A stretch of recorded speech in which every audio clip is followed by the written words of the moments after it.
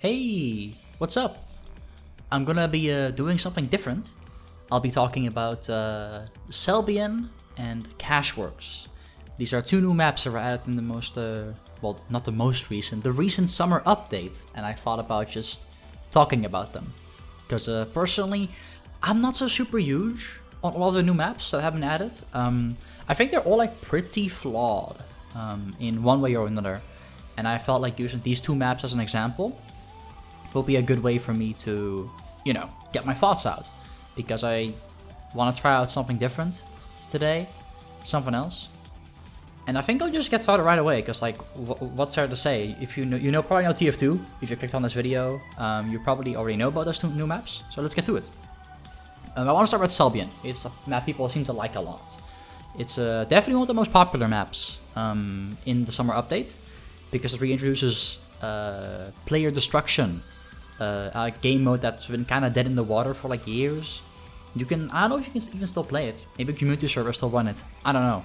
But that's beside the point. What I'm trying to get at here is that it's player destruction with a new little jacket on. It's a bit different.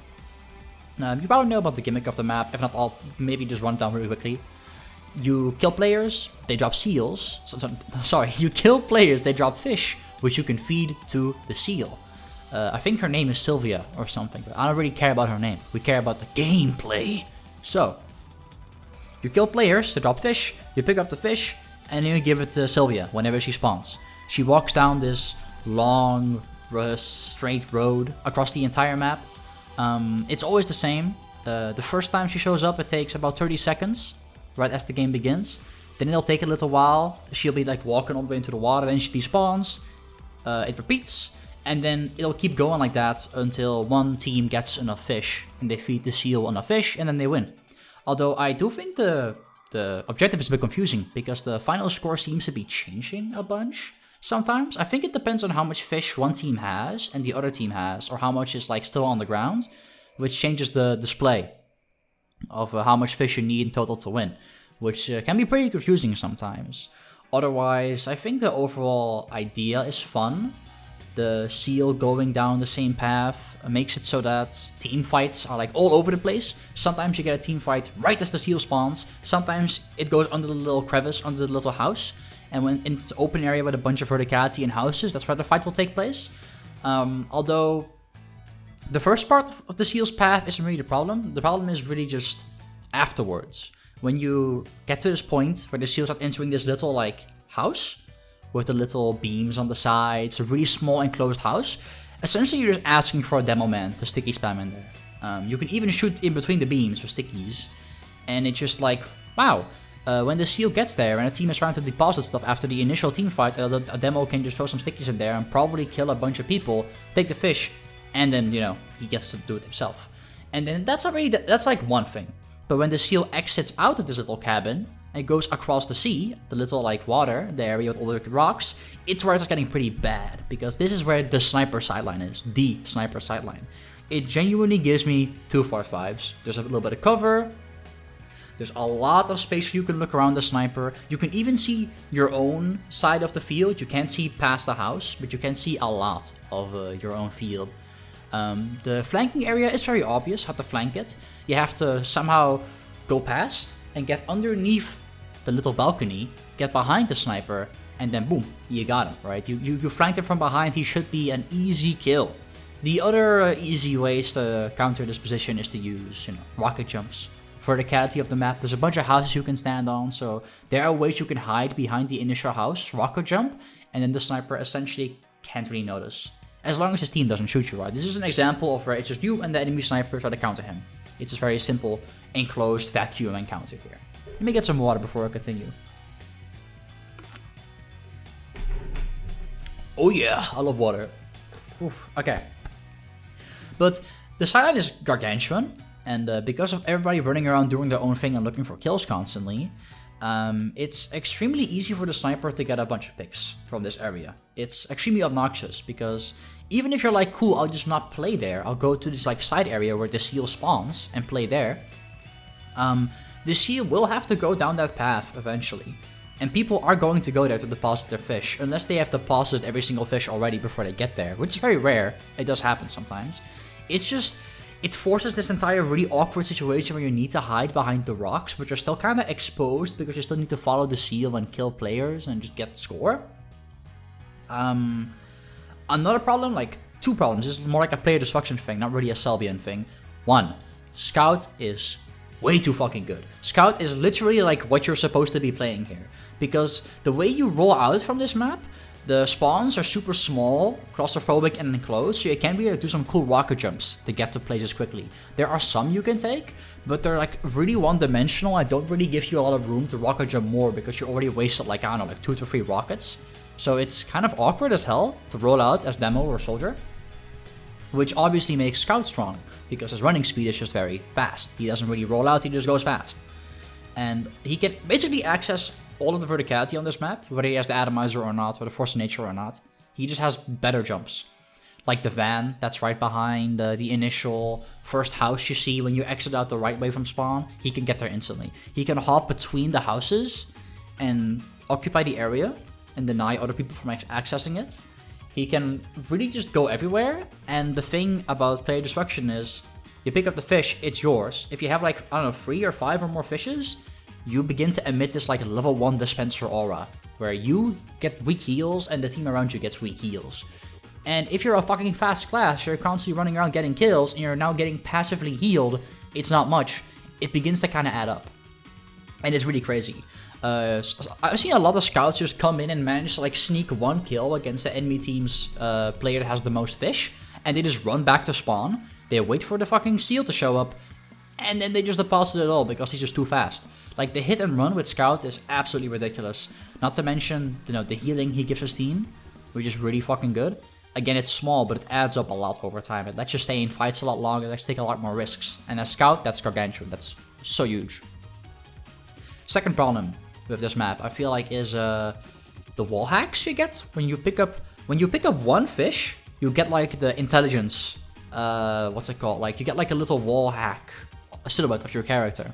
And the entire enemy team can see you through walls. Same goes for your team, but the enemy team can see you through walls. And if you remember that really annoying sniper sightline that I just talked about, what if someone tries to flank you, but you can see them through the wall, so their flank is useless? I'm pretty sure there's some B-roll footage going in the background right now. There definitely is a clip where someone tries to like flank me, and because they accidentally picked up a fish or something, I just get to know they're flanking me, and they just instantly die. It is not even funny. I think it's just bad gameplay design.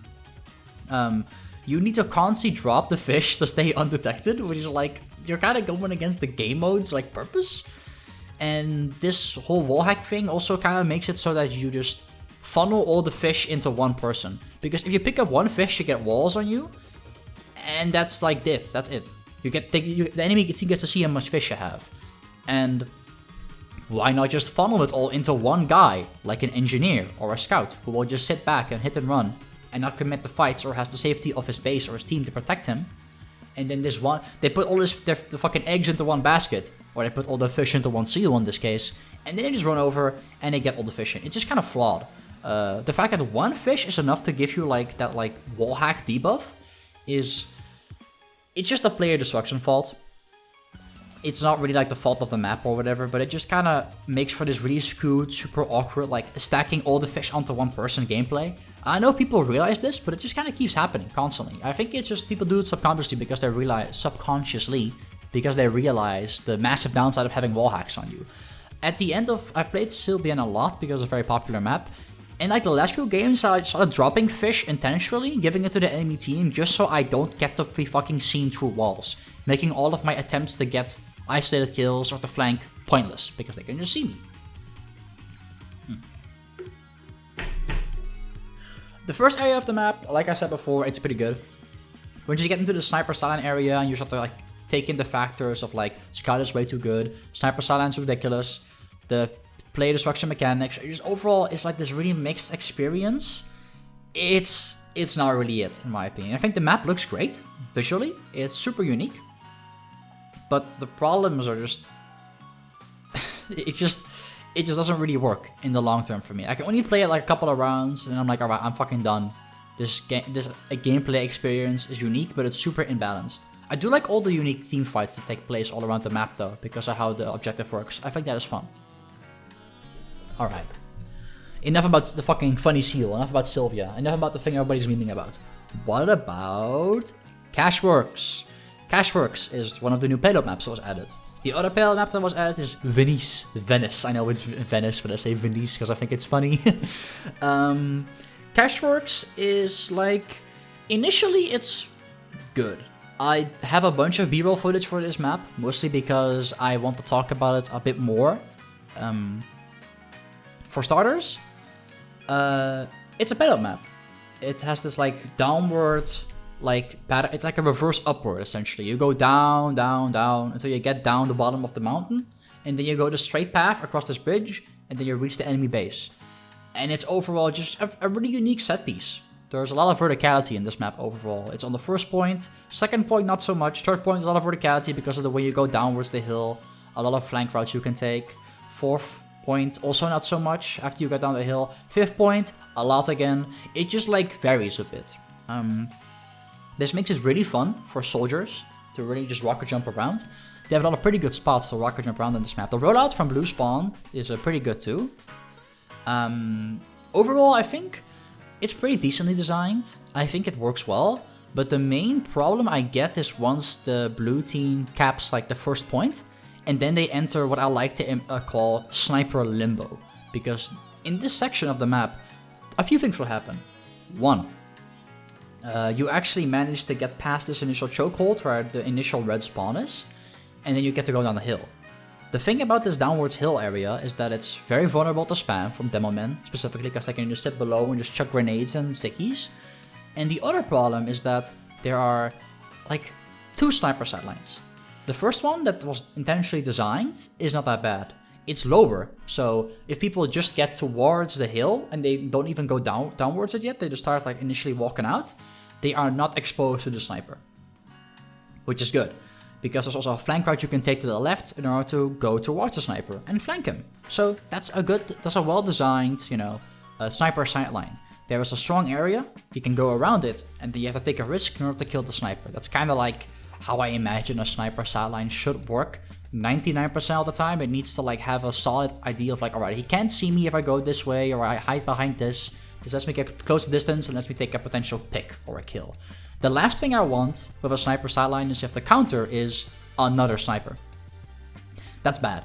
If you are forced to switch to sniper to deal with the enemy sniper, that's a medic vaccinator sort of like thing. Where it's just horrible. I'm sorry. I think that's like super bad game design.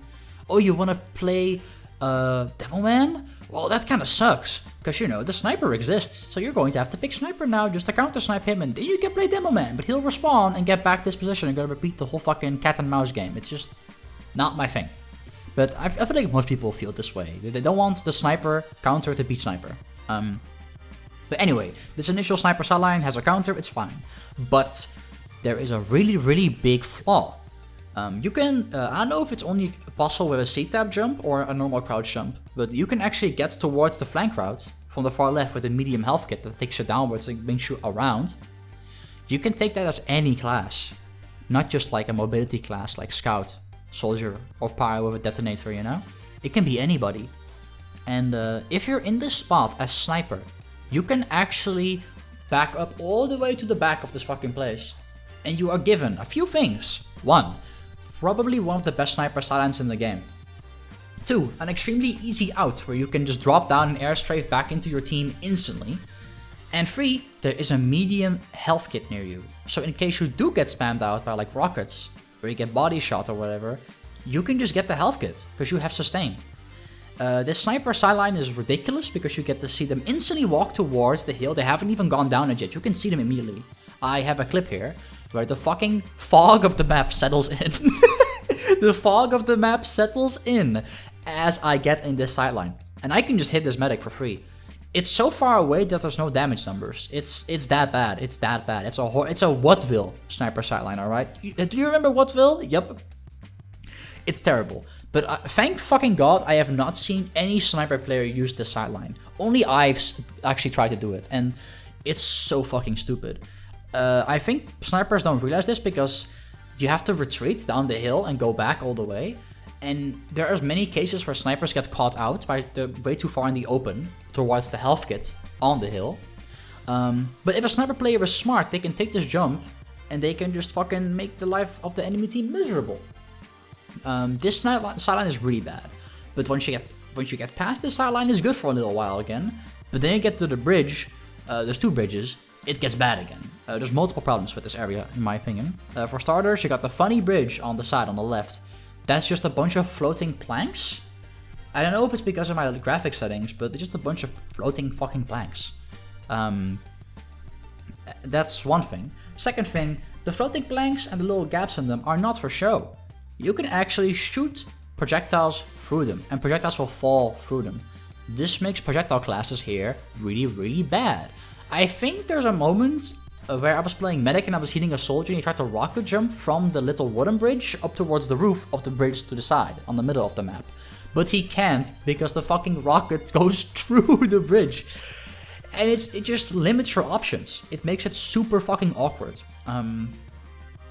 Not to mention, if a sniper decides to post himself up there, you can't use the bridge. Red snipers can just sit there and just cover this entire bridge area and to the side. And they can also just sit near spawn and they can oversee the entire middle bridge. They are weak to flanks from the sides, but because they probably have a team backing them up, that doesn't really happen that much. But it is a pretty big issue, in my opinion. Overall, I just feel like it's like, oh, this part of the map is pretty good because there's obvious counters and ways to play around it. First point is fun, second point is horrible, third point is fun, fourth point is horrible. Like, it just kind of goes from there. Like, it's just like this back and forth, and it's very common after the blue team caps the first point. They just can't move because there's just too much. This enclosed area there was super terrible to get through. And then if they do get through it, they get exposed to potentially one of the best sniper sidelines in the game, which I also think is pretty fucking stupid. Alright, I'm sorry for swearing, okay? I'm sorry. It's pretty bad. I don't like it. I don't like it at all. There are some more maps that I've played, but I haven't gotten enough playtime on them yet to really get a good feel for it. Phoenix, every single game I've played, I've gotten stuck at the last point, where you have to put the payload card on the elevator when it goes up. Sulfur is the little weeb map. The points are super confusing. It's not explained very well at all. I thought it was like a CP steal where if they cap the last point, they win immediately. But no, you get to cap it back when you're defending. What? And C is really fun, but A and B are really bad sidelines. You know, it just kind of... It's all over the place. I just thought talking about these maps for a little bit of time could be interesting and fun. And just to get my thoughts out there. I'm probably not going to do more videos like this, where it's just me talking, B-roll footage, repeat. Because I just kind of, this was on my mind for a little while, and I just kind of want to just talk about it. I thought it was an interesting topic to talk about the new maps, because I'm not so sure if people have talked about the new maps yet. Maybe we're still getting playtime, but these are my opinions so far about Selbyen and Cashworks. There's also Venice. Small thoughts about Venice before I go. Super unique map. No other map in the game looks like it. The water is fun to rocket jump out of, although you're not accounted for as blast jumping, so quick fix medics can't go with you. Detonator jumping doesn't work. You can't market garden too, which is kind of sad. It would be really fun if you could go up into the sky and just market garden somebody, but because you exit from the water for I don't know how long, it technically thinks you're not rocket jumping. You're just coming out the water. So that's kind of a thing. Otherwise, there's just too many sniper sidelines on this map again. I feel like most of these summer maps have the problem where you reach a certain point and the sniper sidelines are just too fucking good. They're just too good. I don't know what to do about it. It's just too good. But yeah, whatever. Ranting aside, those are my thoughts on the maps. Maybe I'll have some extra footage in the back. I don't know. I just kind of record this on a whim to see how it goes, to practice my editing a little bit. Thanks for listening to the whole thing. Have a good one. I'm gonna go play some video games. Well, I don't know. Do something. Bye bye.